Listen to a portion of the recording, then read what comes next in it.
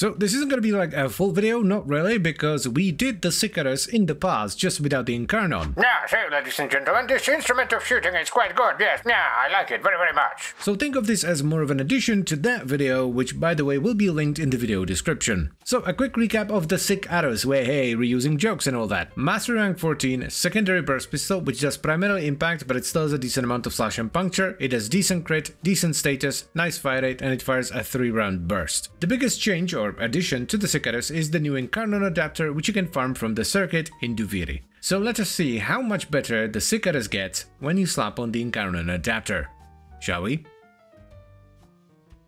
Okay, so that's very straightforward, bullets ricochet.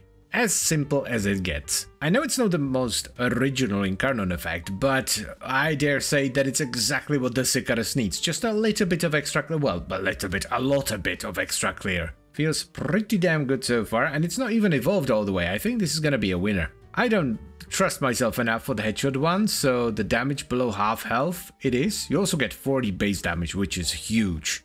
That is a lot of freaking base damage. Then we have the magazine capacity, which, I don't know, it seems fun.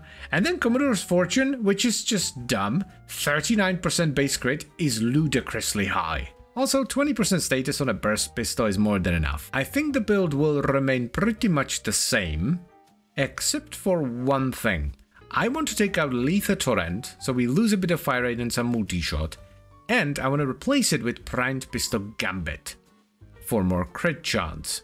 I really want to take advantage of the elevated crit stats on the Incarnon here. Show me the damage. Ooh, that is, oh baby, that's saucy. That is saucy. My god, look at that.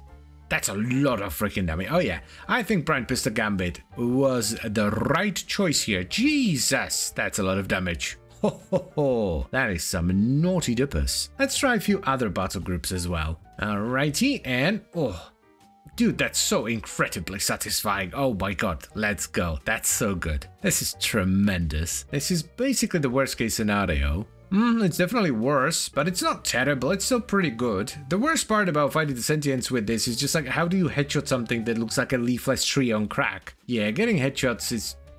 it's difficult, but it's not impossible. You can do it if you really try. Okay, mission time. This is excellent. I mean, I've mentioned this already, but better clear is exactly what the Sicarus needed. And then when you get better damage on top of it, absolutely terrific. It also fixes my main gripe that I've had with the Sicarus, and that's the magazine size. The magazine for a weapon that fires a 3-round burst is pretty small, so you have to reload a lot, and I don't like that. So having the Incarnon buffer is very, very good. You actually have a quite a sizable charge. Nice charge, bro.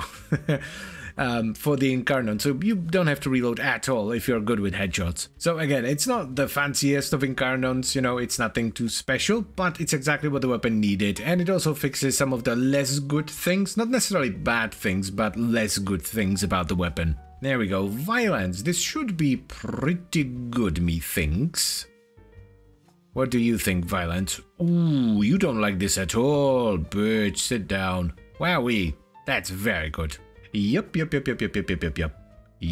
I am curious about the Murmur because they're just a bunch of rocks, and I don't know if you know this, but rocks usually don't have heads. They do have weak points, yeah, so you can still charge it.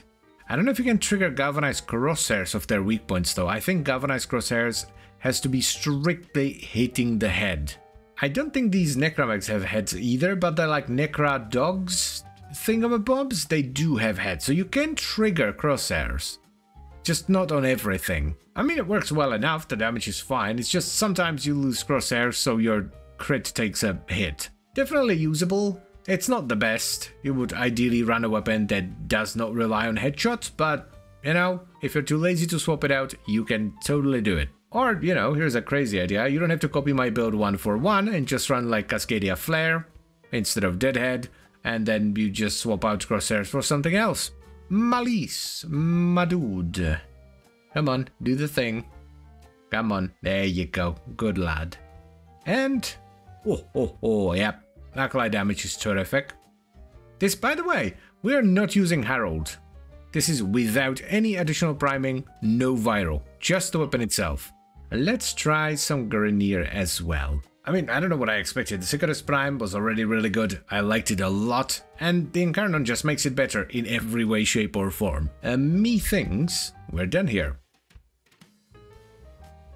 So, the final build for the Incarnon Sicarus Prime is very similar to just the Sicarus Prime without the Incarnon. We have Galvanized Diffusion for multi-shot, Galvanized Crosshairs and Primed Pistol Gambit for a ton of crit chance, Prime Target Cracker for crit damage, Prime Heated Charge for a ton of heat, Pistol Pestilence and Jolt for corrosive damage and status chance, and Galvanized Shot for status chance and condition overload. Now for the Arcane, Deadhead makes the most sense. You're already going for headshots with Galvanized Crosshairs, and on top of just really easy to stack base damage, you get extra headshot multiplier and negative recoil, which makes the headshots even easier. However, if you're not a fan of aiming down sights or going for headshots all the time, you can take out Deadhead, replace it with Cascadia Flare, and then swap Galvanized Crosshairs for something like Lethal Torrent.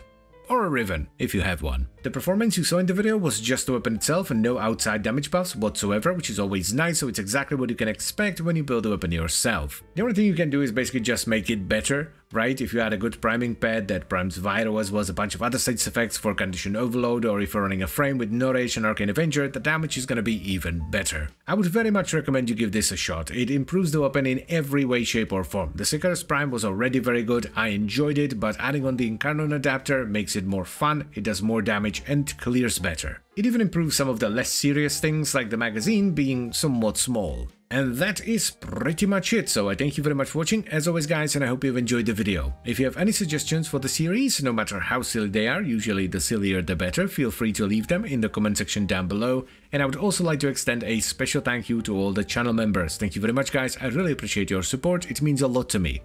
And I'll see you next time. Bye bye.